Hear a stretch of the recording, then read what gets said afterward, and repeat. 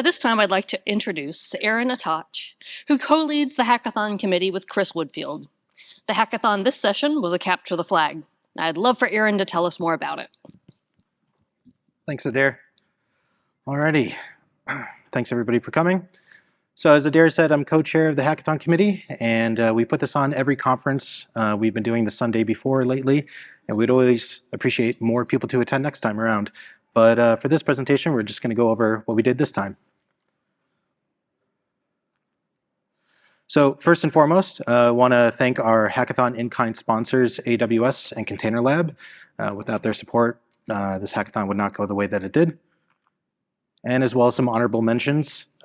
We use Container Lab, which also uses Docker images, obviously. CTFD, which is our scoring engine, is open source. Juniper provides us CRPD images and licenses, as well as Arista for CEOS. And a couple that are not actually mentioned on this slide, apologies, is Nautilbot, which we use this time around for a few challenges, and as well Routinator as an RPKI validator. So the theme that we've been working with last time and this time is a CTF style.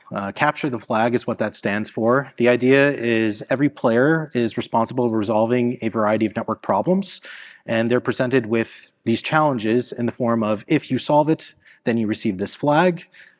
You take that flag and put it into the scoring engine, and then the first to score the most points wins.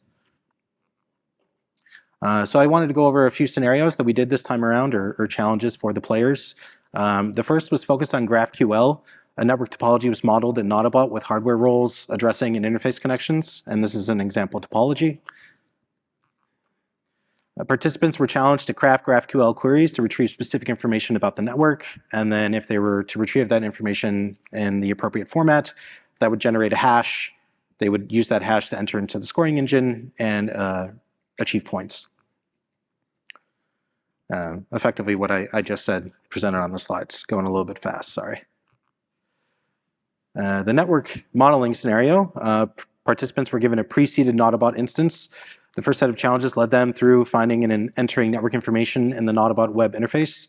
And the second set of challenges involved performing similar activities programmatically with an API.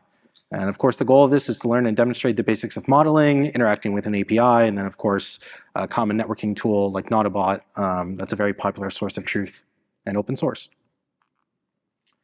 The next scenario was focused on Kubernetes. Participants were guided through deploying a Kubernetes cluster and challenges to perform requested operations on those clusters and report back results. This scenario is the one that I wrote. It's called Rain Cloud. The theme of Nanog 91 was cloud, so I was trying to, as best as I can, fit that into my scenario. Participants were given a container lab, aka C-Lab topology, where they are hired as a consultant for a network here in Kansas City. The network is having issues reaching their RPKI validator and web server behind AWS in the cloud, hence it's like a rainy day. The network connects to KCIX, and it is assumed that something has gone wrong at the IX causing these issues. And KCIX is actually willing to accept the consultant's help as well. So players were tasked with diagnosing and resolving these issues. KCIX was not involved in this hackathon. I simply went to peeringdb.com and found the most dense IX that I could find here in the city and just used that as an example to fit the scenario. So here's that topology. On the farmost left, you can see the client that interconnects to the player's network or router, which in this case is CRPD. That then interconnects to KCIX that has other members, a route server, and of course Amazon appearing at the IX as well. I use GoBGP to emulate Amazon in this case. And behind Amazon was a Routinator instance for an RPKI validator for that CRPD node, and as well a web server that they were trying to reach. You can see some IPs and networks on the top left side. So to go into this one a little bit further, first find out why the web server is only intermittently reachable.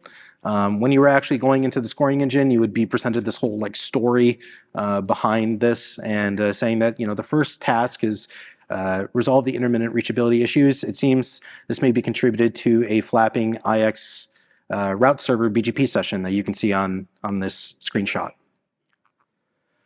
So if the users are able to resolve that flapping, then a next problem comes along, which is the IX route server session comes up, but now the web server and RPKI validator are not reachable at all. And we can see that there's this new best active route taken. The player's network is AS59209, and this new path is originated by AS24342. So 59209 is like the good origination of the route from the true origin AS, and 24342 can be perceived as potentially a hijack. This is actually a real RPKI invalid route that I found that is still active today, so I was trying to use it as best as I can in the scenario. The player can go and discover that, okay, we need to do something with our RPKI validation here, somehow reject the bad route, start preferring the legitimate route. And as the scenario progresses, the challenges then go into like understanding exactly why is the route invalid by RPKI, finding the true origin AS and the hijack or the one that is announcing it for some unknown reason. And then as we go forward as like an operator trying to solve these problems, there's a flag that they're able to retrieve from the web server if they're successful in mitigating this hijack or this bad route announcement. As you can see, like an example of a flag there is fetching this web page from the web server and just catting the HTML file, has a phrase as kind of a joke that they can use as a flag to enter into the scoring engine. As long as you're not made of sugar, what's the problem if it rains? So then they can go forward and run who is on the AS that is hijacking the route. In this case, as an operator, you would do this to email that person and say, hey, it seems that you're originating my prefix by mistake. Can you please stop doing that? And then as well, you might have to do some heuristics of how long has this problem been going on. So the last challenge of this scenario was to find out exactly what date was this route originated on. Here, in the way that I found that out, was using RipeStats routing history, and you can see that it was originated on May 7th, and it is still being routed today.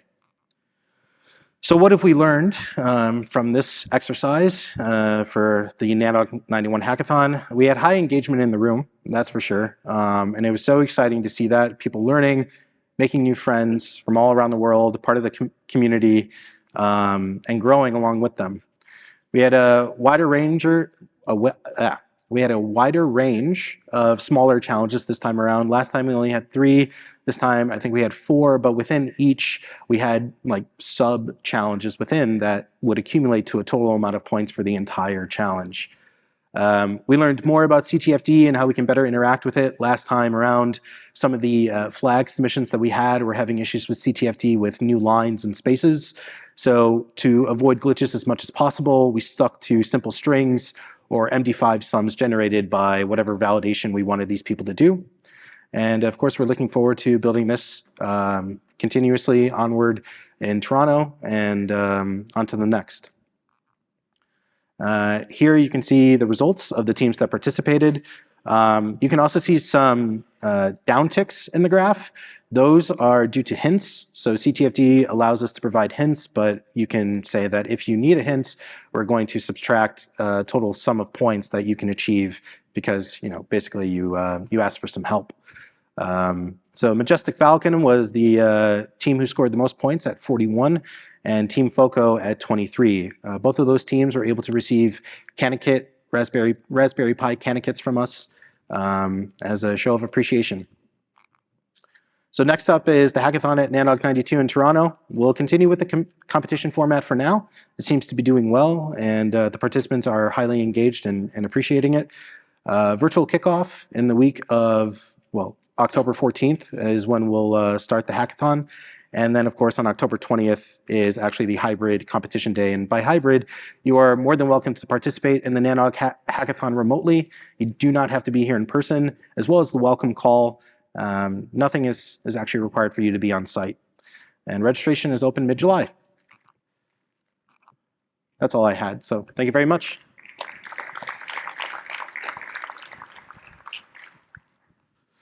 Aaron, we have to see if we have any questions for you. Oh. Do we have any questions for Aaron? I mean, I can ask a question. Sure. So the one and only time that I participated in the hackathon was Nanog 78 in San Francisco. Yeah. Dealing with Kubernetes. First time I had ever worked with Kubernetes. Yeah.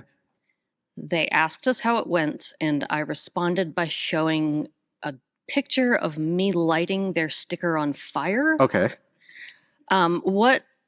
How are you guys making the hackathon more accessible to younger network engineers who may be a little bit nervous? Yeah, about so joining? that kind of goes into the sub challenges. We try to make the first ones that they are trying to accomplish easier and work their way up in terms of a level of difficulty. But we're always appreciating suggestions on the range of challenges that we had this time around. It wasn't necessarily if you were a network operator, you could be a data scientist, a source of truth expert. You could be specialized in Kubernetes, and you could not be at all, and more focused on just router operations. So we're always accepting feedback and welcome any of the community to come up to us. Yeah. Do you think having the hybrid format has helped engage with newer network engineers? Not only newer, but really having that global reach. The hybrid format really came out of the COVID pandemic, and in particular, we started getting participants from South Africa. And actually, one of those participants ended up joining the committee and developing one of these challenges. And so, really interconnecting the world and making it feel closer. Yeah. Awesome, thank you. Do we have any online questions? I had many volunteers to do online Q&A for this section, but I don't see anyone jumping up. All right, thanks, Aaron. Yeah, of course. Thank you.